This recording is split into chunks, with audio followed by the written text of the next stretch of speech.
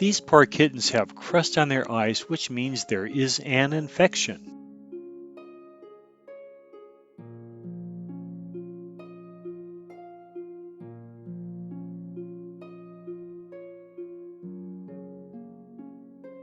Their mother cat never returned after watching them for a long time.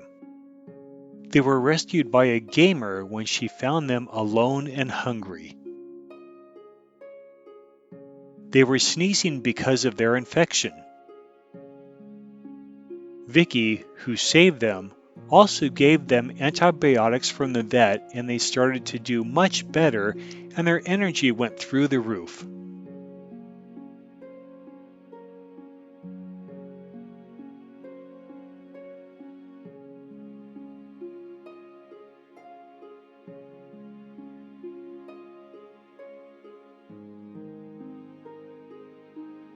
Since the mother cat never showed up again, Vicky was heartbroken because she was going to return them to her after they were completely well. So Vicky is now their new cat mom.